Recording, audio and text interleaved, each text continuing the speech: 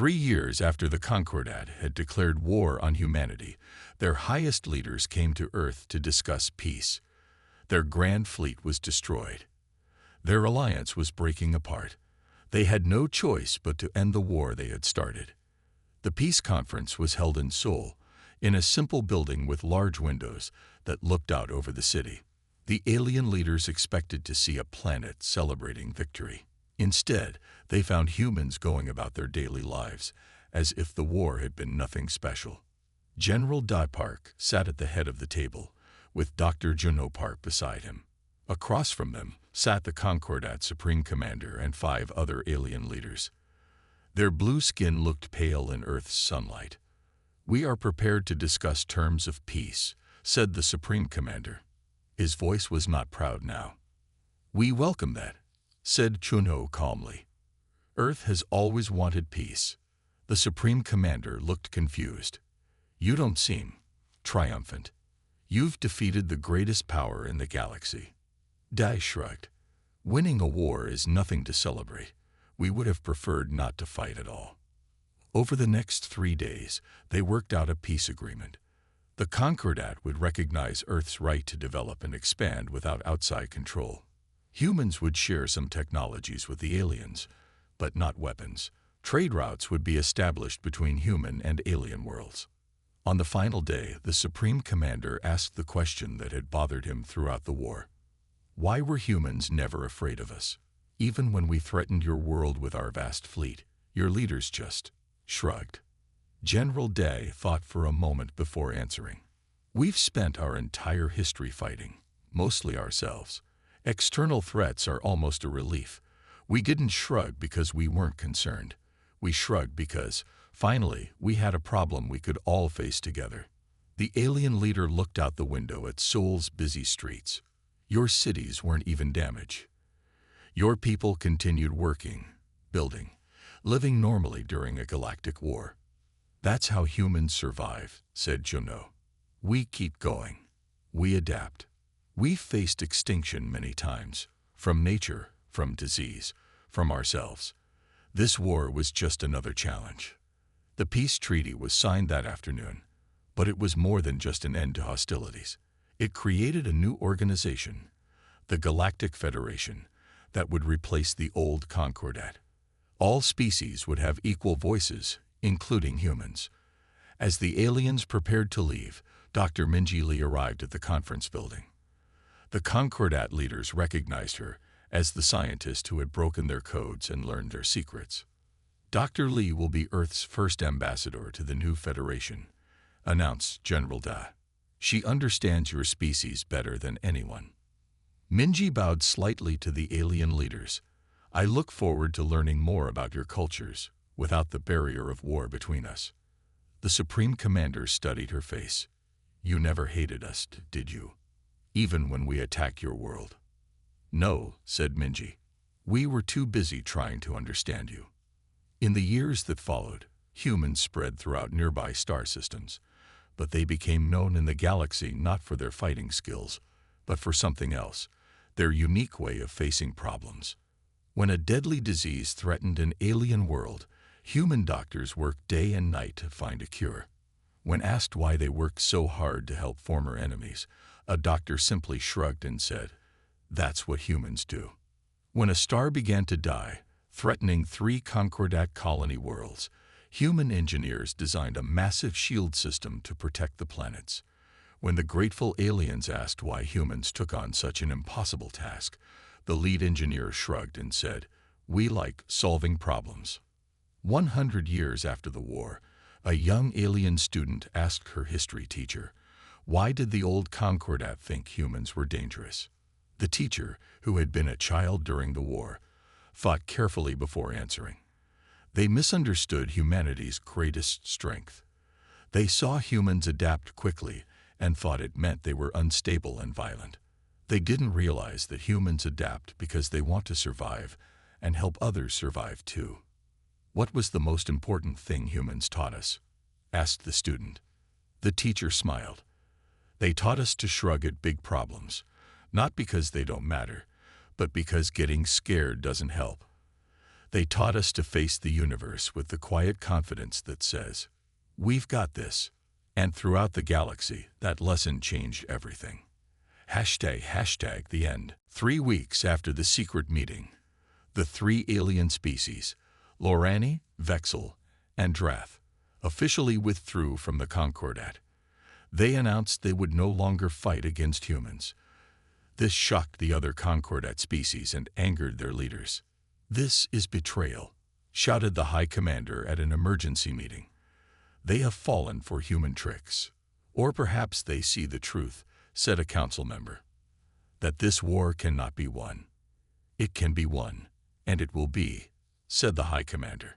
"We launch our attack on the human colony at Proxima Centauri tomorrow. All our remaining ships will participate." On Earth, General Daipark knew about the coming attack.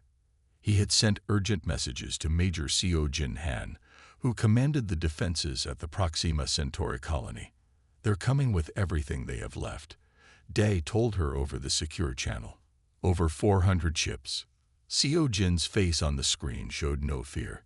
She was young for a major, only 35, but she had fought in the last Earth War and had a reputation for creative tactics. "We have 40 ships and about 2,000 drones," she said, "plus the colony's defense platforms." "You're outnumbered 10 to 1, said Da.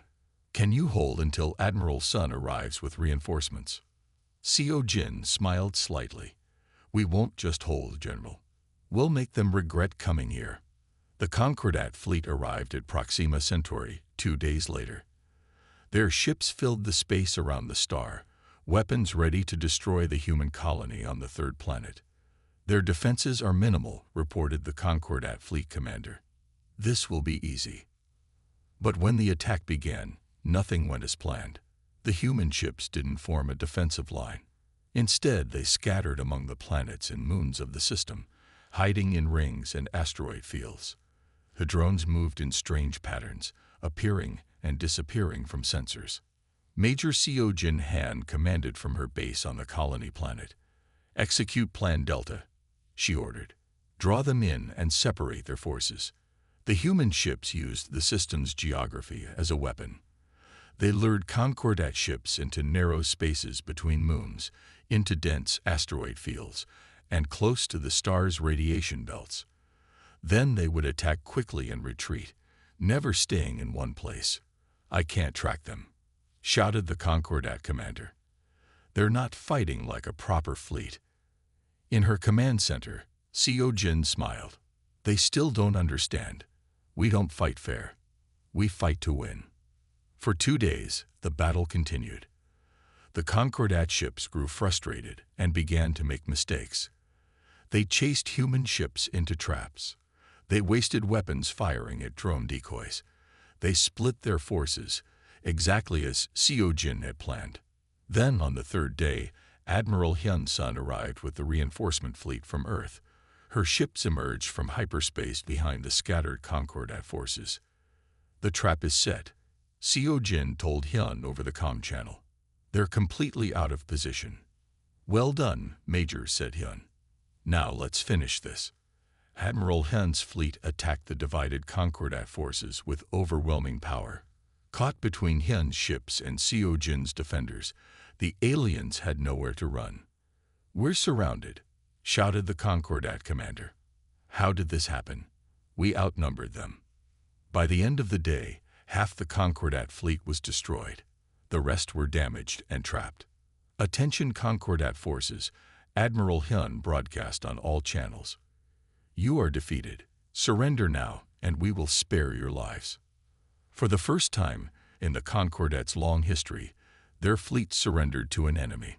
Over 200 alien ships powered down their weapons and accepted human terms. On Earth, General Day received the news with quiet satisfaction. "Send a message to the Concordat High Council," he told his staff. "Tell them it's time to end this war." The Concordat leaders were stunned by the defeat. Their greatest fleet, beaten by a colony's defenses and a human counterattack. "How is this possible?" asked the High Commander, his voice no longer confident. "How can they keep defeating us?" An old council member spoke softly. because we never understood what we were fighting. These humans, they evolved differently than us. They don't see war as we do. To them, it's just another survival challenge. What do we do now? Asked another leader. The only thing we can do, said the old member. We admit our mistake and end this war before it destroys the Concordat completely. As the war entered its second year, cracks began to show in the Concordat's unity. 3 of the 17 alien species had started to question the war. They saw the humans' restraint in battle and wondered why they were fighting at all. Captain Yunja Choi stood on the bridge of her ship, the Olive Branch *. Unlike most human vessels, this one was built for diplomacy, not war. It had comfortable meeting rooms, no visible weapons, and a crew chosen for their language skills and calm temperaments. Captain, we're approaching the meeting point, said her navigator. The 3 Concordat ships are waiting for us. Yunji nodded. Take us in slowly. No sudden moves. This secret meeting had been arranged through private channels. Representatives from the Lorani, Vexel, and Drath species had reached out to Earth. They wanted to talk away from the eyes of the Concordat leadership. In the largest meeting room, Yunji welcomed the alien representatives. The Lorani were tall with green skin. The Vexel had 4 arms and silver eyes. The Drath looked almost like large turtles walking on 2 legs. Thank you for coming, said Yunji. Earth is always open to peaceful discussions. We are taking a great risk meeting with you, said the Lorani representative, but we need to understand your species better. For hours, they talked. The aliens asked about Earth's history, cultures, and how humans had developed so quickly. Yunji answered honestly, showing videos of Earth's diverse environments and peoples. What surprises us most, said the Vexel representative, is how adaptable you are. Our species evolved in stable environments. Each of us is specialized for specific tasks and conditions. Humans evolved as generalists, explained Yunji. Earth has many different environments that change over time. We had to adapt or die. This explains your warfare, said the Drath slowly. You don't fight according to fixed rules or patterns. You constantly change your approach. Yunji nodded. We call it the shrug strategy now. When faced with a supposedly superior enemy, we adapt. We find new ways to fight. We survive. Meanwhile, on Earth, General Park was explaining this strategy to military leaders from around the world. The Concordat expects us to fight conventionally, he said, to build bigger ships, to meet them head-on. But that's not how humans won our own wars. He showed them a battle map. We defend strongly. We counter-strike in limited ways. We show restraint. All of this confuses them because they've never faced an enemy like us. And if they escalate? Asked the Indian general. Then we adapt again, said Da. But we never go to total war unless absolutely necessary. That's the key to the shrug strategy. We fight just hard enough to make them question why they started this war at all. Back on the Olive Branch *, the alien representatives were coming to a decision. We believe this war was a mistake, said the Lorani. The Concordat feared your potential, but in doing so, they created an enemy where none existed. What will you do? Asked Yunji. We will return to our governments, said the Vexel. We will suggest withdrawing from the Concordat's war effort. Be careful, warned Yunji. We don't want to put your people at risk. The Drath representative made a sound like a low laugh. The Concordat has already put all our peoples at risk by starting a war they don't understand how to win. After the aliens left, Yunji contacted Earth with the news. General Diet was pleased but cautious. This is good progress, he told her. But the Concordat won't give up easily. Their pride is at stake now. What's our next move? Asked Yunji. We continue as planned, said Da. We defend our colonies. We show restraint when possible. And we wait for more cracks to appear in their alliance. On the Concordat homeworld, the High Council was in an angry meeting. They had learned about the secret talks with humans. "These three species are betraying us," shouted the military commander. "Perhaps they see what we don't," said an older council member. "That this war was our mistake." "It's too late for such thoughts," said the high commander. "We cannot lose face by backing down now. Prepare our forces for a final, decisive attack. We will crush the human colonies and force Earth to surrender." What the Concordat didn't realize was that their communications were still being monitored by Dr. Minji Lee's team. Within minutes, Earth knew of their plans. "They're going to attack our colonies," Minji told General Day. "Primarily Proxima Centauri." Day nodded grimly. "Then it's time to show them that humans don't just shrug off threats. We also know how to end fights we didn't start." After their second defeat, the Concordat leaders faced a problem they had never known before: fear. For 50,000 years, they had been the strongest power in the galaxy. Now, a species they had thought primitive was beating them in battle and showing mercy when they could have been cruel. "We must understand these humans better," said the Concordat High Council leader. "Send diplomat Vix to speak with them." Vix was young for a diplomat, but she was known for her sharp mind. Her ship arrived at Earth under a flag of peace. The humans allowed her to land in Seoul, where the UNSC headquarters stood. Dr. Junho Park waited to meet her.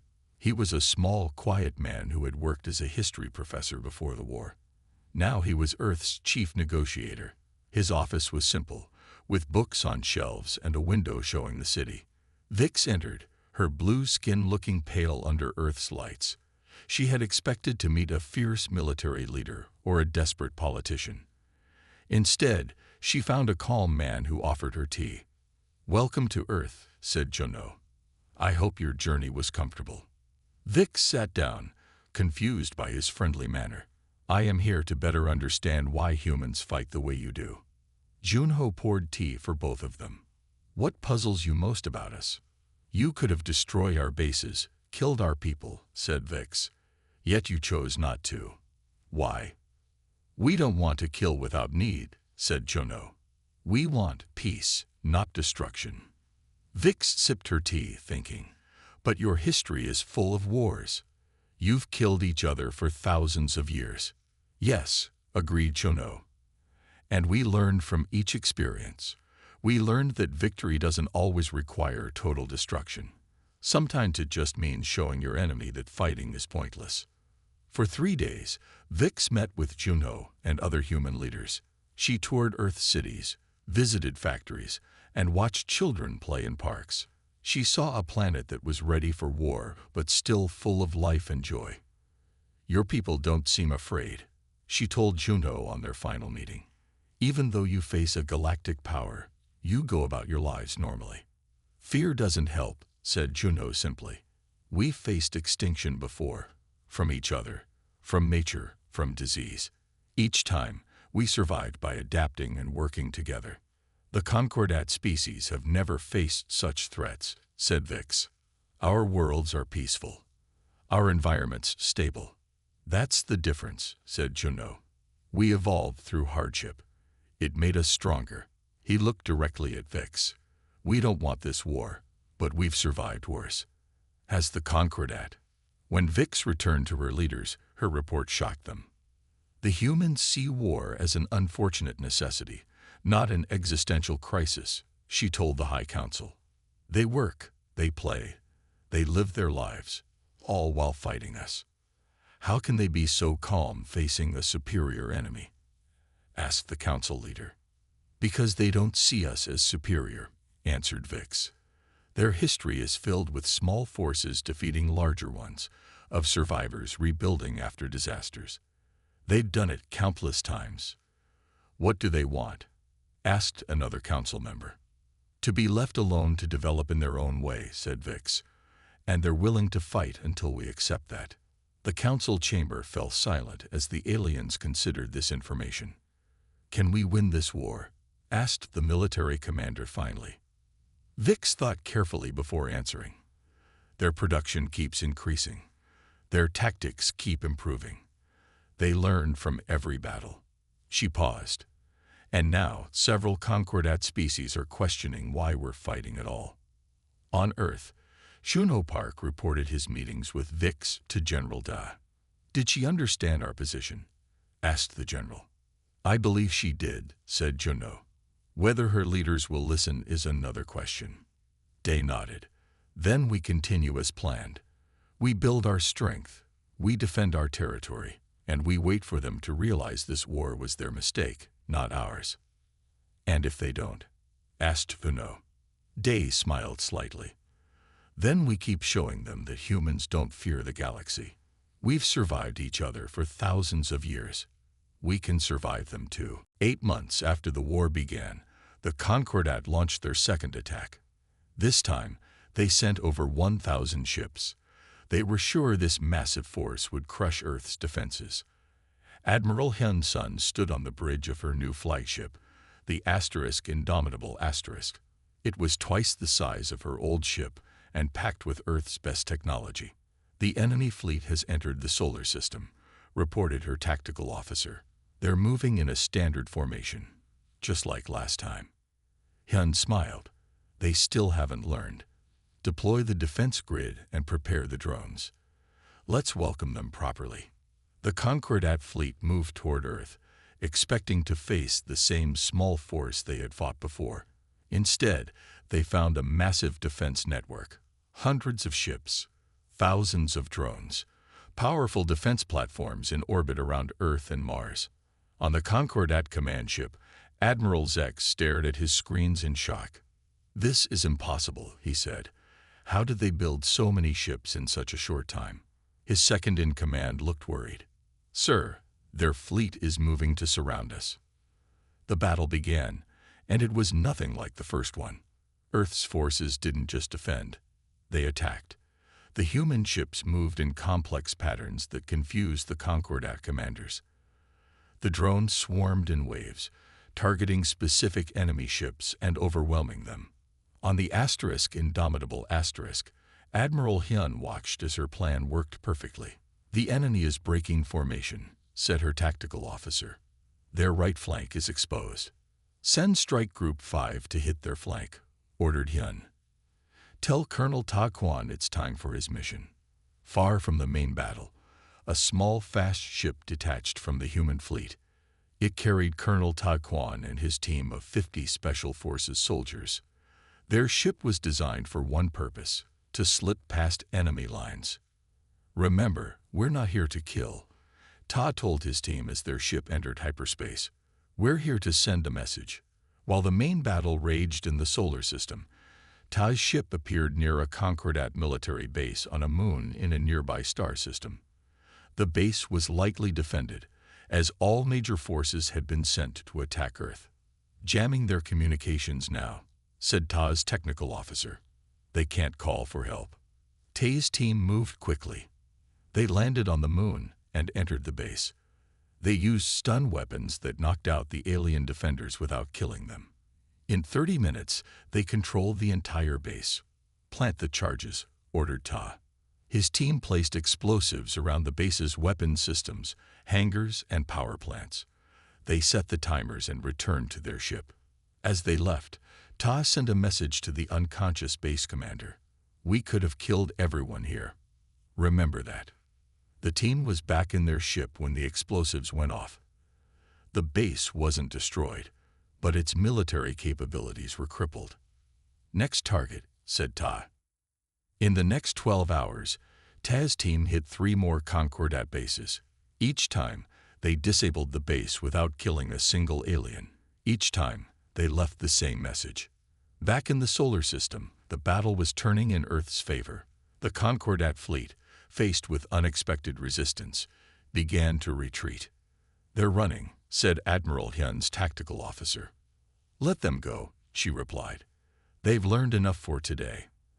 As the Concordat ships limped home, they received reports about Colonel Ta's attacks on their bases. Admiral Zex couldn't believe what he was hearing. "They reached our core systems." "How?" "Our bases report the humans could have killed everyone," said his intelligence officer. "But they didn't. They just destroyed our military equipment." "I don't understand," said Zex. "If they have this capability, why show mercy?"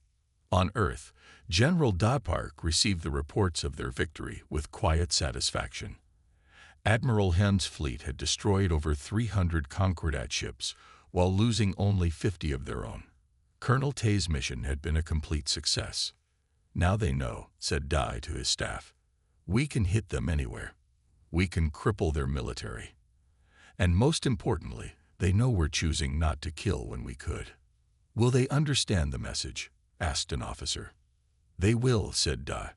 "They'll realize that starting this war was the biggest mistake they ever made." While the Concordat fleet retreated to their bases, Earth was busy. The first battle had shown that humans could fight, but they needed more ships, more weapons, and more drones to win a war. Jai-Ho Kang walked through his massive factory in Busan. Before the war, his company made cars and trucks. Now it made parts for spaceships and combat drones. Similar changes had happened in factories all over Earth. "How are we doing today?" Jai-Ho asked his production manager. "We made 50 drone engines yesterday," she said. "Today we'll make 75. Jai-Ho nodded with satisfaction. "And the new assembly line?" "Ready to start tomorrow. It will double our output." This was happening everywhere on Earth. Factories that once made phones now made computer systems for warships. Car plants now built drone bodies. Clothing factories now made spacesuits. Earth was changing faster than anyone thought possible. In his office at UNSC headquarters, General Park looked at the latest production numbers on his screen. He smiled and called his assistant. "Get me Jai-Ho Kang," he said. When Jai-Ho's face appeared on the screen, Dai said, "These numbers can't be right. You're reporting a 500% increase in production in just 3 months." Jai-Ho smiled. "The numbers are correct, General. We've changed how we work. 3 shifts, new methods, better tools. Everyone understands what's at stake." "The Concordat won't believe it when they see our new fleet," said Da. "That's their problem," Jai-Ho replied. "They don't understand humans." Meanwhile, in a research lab in Vancouver, Dr. Minji Lee was working on a different problem. After studying pieces of damaged Concordat ships from the battle, she had made an important discovery. "I've cracked their communication codes," she told her team. "We can now listen to their transmissions." Her assistant looked amazed. "How did you do it so quickly?" Minji smiled. "Their technology is more advanced than ours. But their thinking is simple. They don't expect anyone to break their codes, so they don't make them very complex." Soon, Earth was listening to all Concordat communications. They learned valuable information about the alien fleet's plans, strengths, and weaknesses. "The most interesting thing," Minji told General Park during a video call, "is what we've learned about their history. The Concordat species have never had a total war. Their conflicts have always been limited with strict rules. That explains their battle tactics," Daz said. "They fight like it's a game with set moves." "Exactly," said Minji. "They've never had to fight for survival. We have." In his factory, Jai-Ho received strange news from his spy inside the Concordat. The aliens didn't believe the production reports they were getting about Earth. "They think our numbers are impossible," Jai-Ho told General Park. "They believe no species could increase production so quickly." "Good," said Da. "Let them doubt until they see our new fleet." 3 months after the first battle, Earth had built 100 new warships and thousands of improved combat drones. The shipyards around Mars were building even larger vessels. Mining operations in the asteroid belt were providing all the metal Earth needed. In orbit above Earth, Admiral Hyun Sun inspected the newest additions to her fleet. "These ships are better than the ones we had before," she told her officers.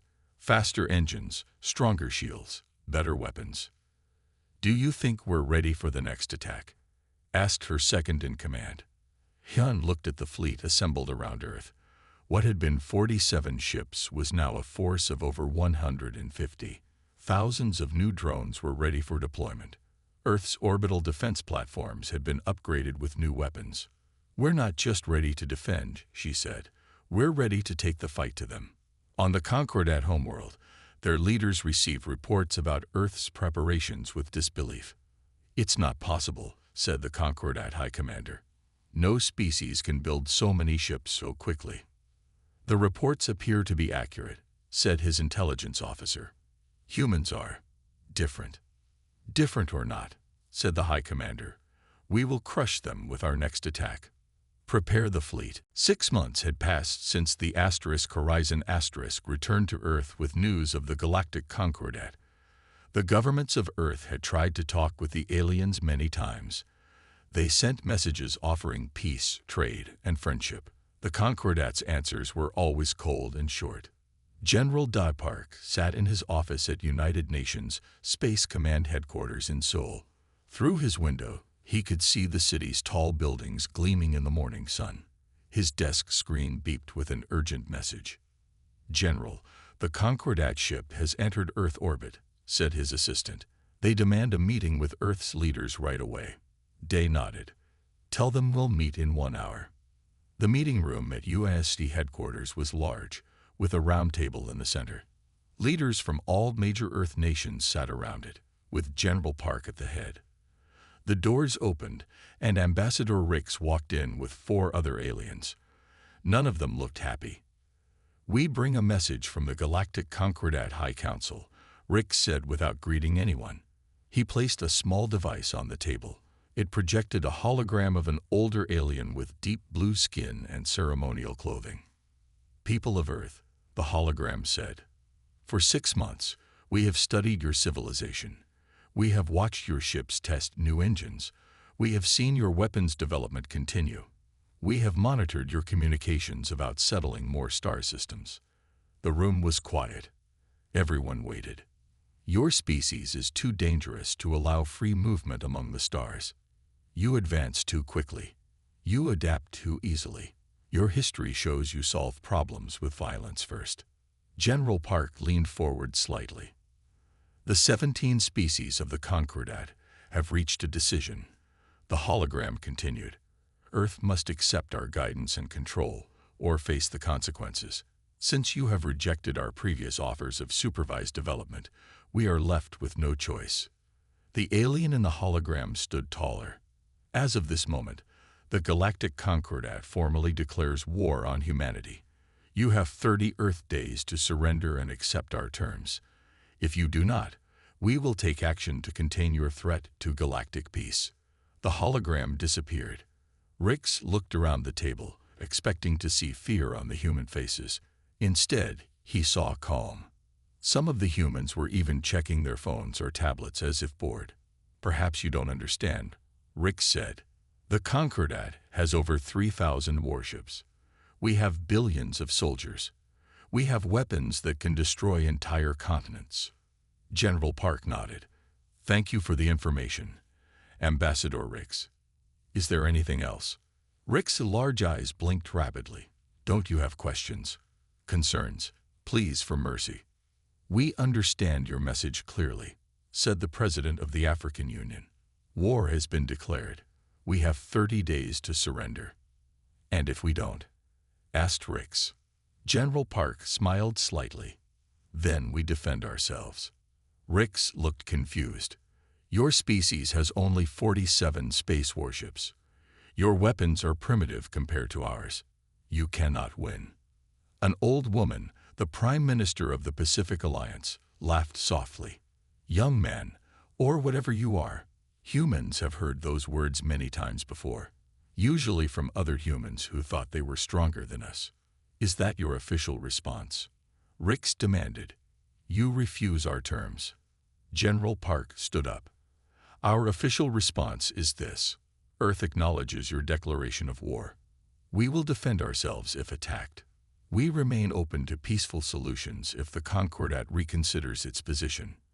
After the aliens left, the room was quiet again. Then the Russian president spoke. "They really think they can scare us with talk of their big ships and many soldiers." "They don't understand humans," said General Park. "They never had to fight wars like we did. They never had to survive like we did." The American president nodded. "So what do we do now, General?" Park looked around the table at Earth's leaders. We do what humans have always done when faced with a stronger enemy. He smiled. We find a way to win. 6 months had passed since the Horizon returned to Earth with news of the galactic Concordat. The governments of Earth had tried to talk with the aliens many times. They sent messages offering peace, trade, and friendship. The Concordat's answers were always cold and short. General Park sat in his office at United Nations Space Command Headquarters in Seoul. Through his window, he could see the city's tall buildings gleaming in the morning sun. His desk screen beeped with an urgent message. "General, the Concordat ship has entered Earth orbit," said his assistant. "They demand a meeting with Earth's leaders right away." Day nodded. "Tell them we'll meet in 1 hour." The meeting room at UNSC headquarters was large, with a round table in the center. Leaders from all major Earth nations sat around it, with General Park at the head. The doors opened, and Ambassador Rix walked in with 4 other aliens. None of them looked happy. "We bring a message from the Galactic Concordat High Council," Rix said without greeting anyone. He placed a small device on the table. It projected a hologram of an older alien with deep blue skin and ceremonial clothing. "People of Earth," the hologram said, "for 6 months, we have studied your civilization. We have watched your ships test new engines. We have seen your weapons development continue. We have monitored your communications about settling more star systems." The room was quiet. Everyone waited. "Your species is too dangerous to allow free movement among the stars. You advance too quickly. You adapt too easily. Your history shows you solve problems with violence first." General Park leaned forward slightly. "The 17 species of the Concordat have reached a decision." The hologram continued. "Earth must accept our guidance and control or face the consequences. Since you have rejected our previous offers of supervised development, we are left with no choice." The alien in the hologram stood taller. "As of this moment, the Galactic Concordat formally declares war on humanity. You have 30 Earth days to surrender and accept our terms. If you do not, we will take action to contain your threat to galactic peace." The hologram disappeared. Rix looked around the table, expecting to see fear on the human faces. Instead, he saw calm. Some of the humans were even checking their phones or tablets as if bored. "Perhaps you don't understand," Rix said. "The Concordat has over 3,000 warships. We have billions of soldiers. We have weapons that can destroy entire continents." General Park nodded. "Thank you for the information, Ambassador Rix. Is there anything else?" Rix's large eyes blinked rapidly. "Don't you have questions? Concerns? Pleas for mercy?" "We understand your message clearly," said the President of the African Union. "War has been declared. We have 30 days to surrender." "And if we don't?" asked Rix. General Park smiled slightly. "Then we defend ourselves." Rix looked confused.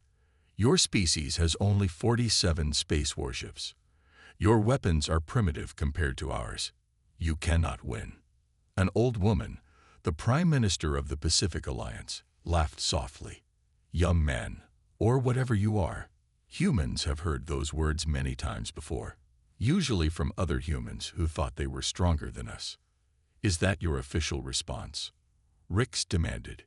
"You refuse our terms." General Park stood up. "Our official response is this. Earth acknowledges your declaration of war. We will defend ourselves if attacked. We remain open to peaceful solutions if the Concordat reconsiders its position." After the aliens left, the room was quiet again. Then the Russian president spoke. "They'd really think they can scare us with talk of their big ships and many soldiers." "They don't understand humans," said General Park. "They never had to fight wars like we did. They never had to survive like we did." The American president nodded. "So what do we do now, General?" Park looked around the table at Earth's leaders. "We do what humans have always done when faced with a stronger enemy." He smiled. "We find a way to win." The starship Horizon moved slowly through the darkness of space. It was Earth's first ship to travel to another star. and it carried 2,000 people looking for a new home. Captain Jung Kim stood on the bridge, looking at the screens that showed Proxima Centauri, the closest star to Earth's sun. "Captain, I'm picking up strange energy readings," said Dr. Minji Lee, looking up from her computer. Her dark eyes were wide with surprise. "They're not natural." June walked over to her station and looked at the screen. He had been in space for 20 years, but he had never seen patterns like these. "Someone is out there," he said quietly. "Someone who isn't human." The crew of the bridge fell silent. Humans had always wondered if they were alone in the universe. Now, 4 light years from Earth, they had their answer. "Send a message," June ordered. "Tell them we come in peace." For 3 days, the Horizon waited. Then a ship appeared. It was huge, 5 times larger than the Horizon and shaped like a perfect sphere. Its surface gleamed like polished metal. "They're hailing us," said Communications Officer Han. A face appeared on the main screen. It wasn't human. It had blue skin, large black eyes, and no nose. When it spoke, its words were translated by the ship's computer. "I am Ambassador Rix of the Galactic Concordat. We govern this sector of space. Your presence here is unexpected." June stepped forward. "I am Captain Jung Kim of Earth's Starship Horizon. We are explorers seeking a new home. We did not know this space was claimed." Rix's large eyes blinked slowly. "Your species is unknown to us. We must learn more about you before we can allow settlement." Over the next week, representatives from the Concordat came aboard the Horizon. They studied human history, technology, and biology. Dr. Minji Lee led the human team that shared information with them.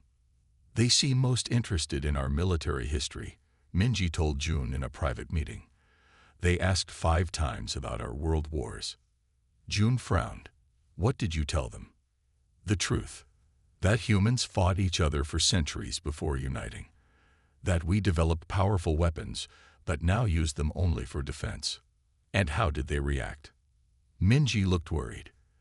"They were shocked by how quickly we advanced. They kept saying that species usually take thousands of years to go from simple tools to space travel. We did it in a few hundred years." 2 days later, Ambassador Rix requested a formal meeting with the Horizon's leadership.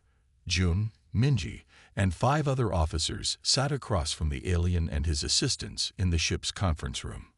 "We have studied your species," Rix said. His voice was flat. "The Concordat has concerns." "What concerns?" asked June. "You develop too quickly. Your technology advances at an alarming rate. And despite your claims of peace, your history shows extreme violence." Minji leaned forward. "All intelligent species must have violent periods in their past." "Yes," said Rix, "but they grow out of them over thousands of years. You compress this development into mere centuries. This suggests an unstable nature." "We are not unstable," June said firmly. "We are adaptable." Rix's expression didn't change. "The Concordat has existed for 50,000 of your years. 17 species live together in harmony because we all developed at proper natural rates. Your rapid advancement poses a risk to this balance." "What are you saying?" asked June. "The Concordat has made a decision. Humans may join our community, but under supervision. Your development will be controlled. Your expansion will be limited. This is for the safety of all species." June stood up slowly. "And if we refuse these terms," Rix also stood, "then you will not be permitted to settle any world beyond your home system. Attempts to do so will be met with force." After the aliens left, the human officers sat in silence. Finally, June spoke. "Send a message to Earth. They need to know that the galaxy isn't empty, and it isn't friendly."